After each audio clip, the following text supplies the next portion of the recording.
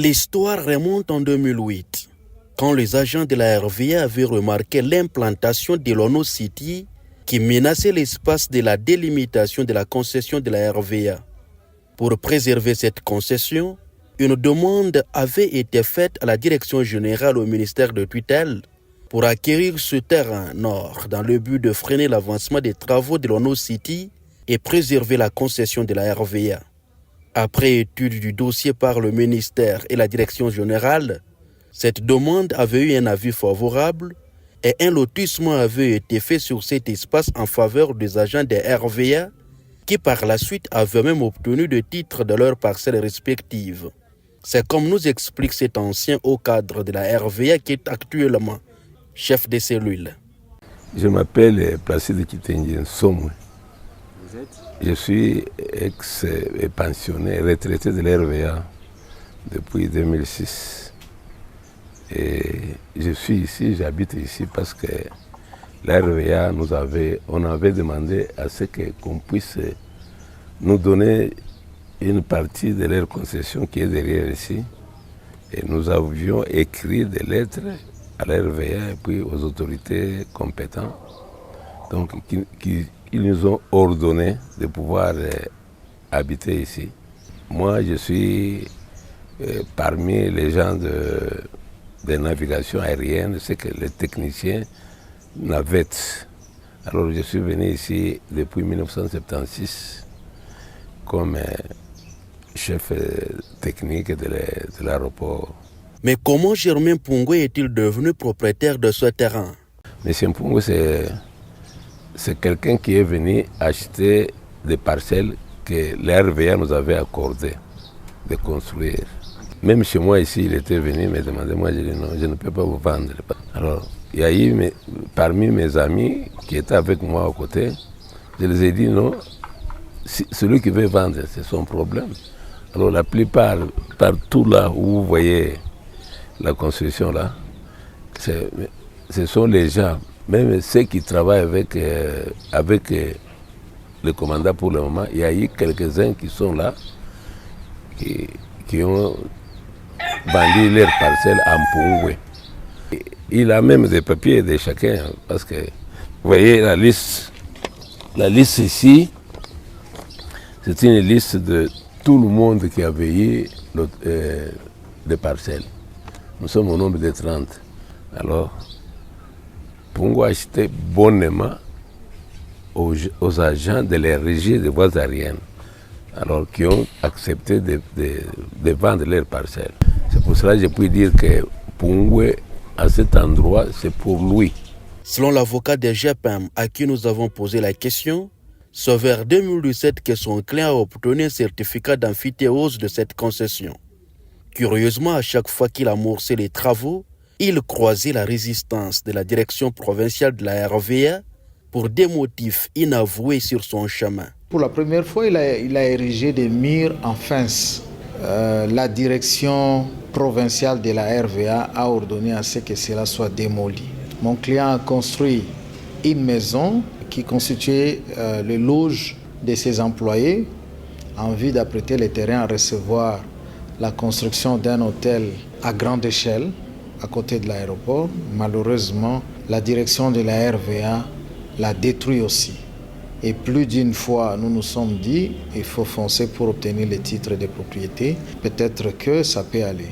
Nous avons obtenu les certificats d'enregistrement. Nous avons appelé nos amis turcs et sud-africains pour la construction de ces complexes d'hôtels. Malheureusement, ils ont été mal accueillis par les agents de la RVA toutes les fois qu'ils étaient en train de poser le jalonnage des prospections sur le lieu.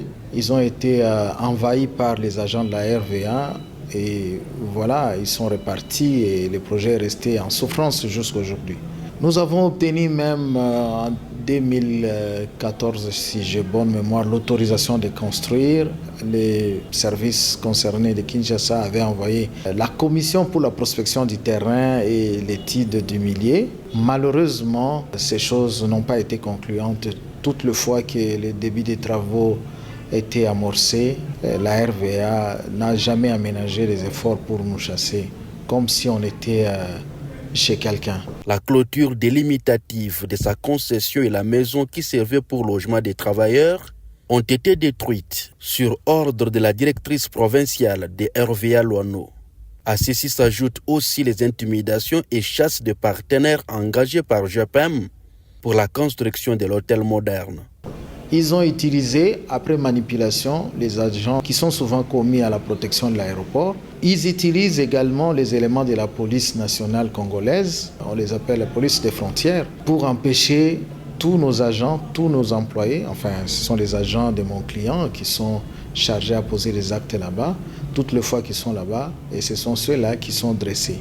Ce qui est plus marrant, et même pire, aujourd'hui, il y a un camion anti-incendie qui est venu pour empêcher les agents de mon client qui sont en train de travailler en faisant des fouilles parce que mon client a trouvé utile qu'il soit construit des murs de clôture afin de sécuriser sa parcelle. Mais comme vous le savez, cela n'a pas été facile. Jusqu'à cet après-midi, il y a des employés qui sont arrêtés et conduits sans aucune pièce de procédure devant des magistrats qui se posent des questions de ce qu'il faut faire avec ces gens-là. Des responsables, des Congolais en train de poser des actes, en train de travailler, ils sont traînés comme des bêtes, comme des gens qui ne sont pas dans leur pays, sans aucun respect des principes procéduraux sur les arrestations. Donc les arrestations comme ça arbitraires sont enregistrées à longueur de temps.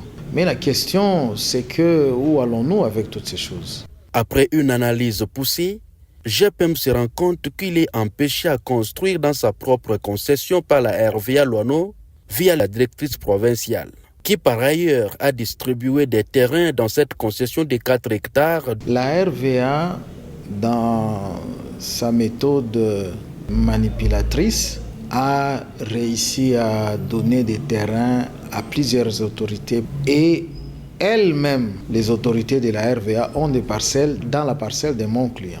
Ils sont en train de construire. Quand elles sont en train de construire, à ce moment-là, ce n'est pas une concession de la RVA. À ce moment-là, on n'appelle pas l'anti-incendie. À ce moment-là, on n'appelle pas la police. C'est quand mon client intervient pour faire des travaux de construction afin de sécuriser sa parcelle. C'est ainsi que la RVA utilise les services publics de l'État pour l'en empêcher. À noter, la RVA Loano a depuis un moment entamé l'érection de la clôture pour protéger sa concession, qui est de 21 km. Visiblement, GEPEM ne part dans la clôture de la RVA Loano du fait qu'il est voisiné par Moïse Katumbi qui a érigé cette clôture métallique, populaire sous le nom de Loano City. Le Libanais Dimitri et plusieurs autres agents de RVA, y compris la directrice provinciale de RVA elle-même. Ce qui prouve que ce terrain n'est pas concerné par la spoliation de la concession RVA comme le témoignent ces images. Ayant des services juridiques non négligeables, la RVA est capable de porter plainte en cas d'une quelconque spoliation de ces espaces. Selon plusieurs sources, la directrice provinciale de la RVA Loano induit tout le monde en erreur en mettant le service en évidence pour revendiquer ce terrain comme fonds de commerce, ce qui a valu l'interpellation et l'arrestation de Mme Marie Omanga. L'avocat de GEPEM souligne: Germain Pungwe n'a aucune autorité pour donner des injonctions sur le ministre national de l'urbanisme avec qui il n'a aucune affinité, encore moins sur le gouverneur de la province du Haut-Katanga, Jacques Yaboula, ainsi qu'au procureur général, qui ont effectué récemment une descente sur le terrain pour s'enquérir de la situation. En rapport avec l'interpellation et l'arrestation de Mme Marie Omanga, l'avocat de GEPEM ajoute que Germain Pungwe n'est pas plaignant. C'est plutôt le procureur général qui s'est saisi du dossier d'office devant une évidence de fait.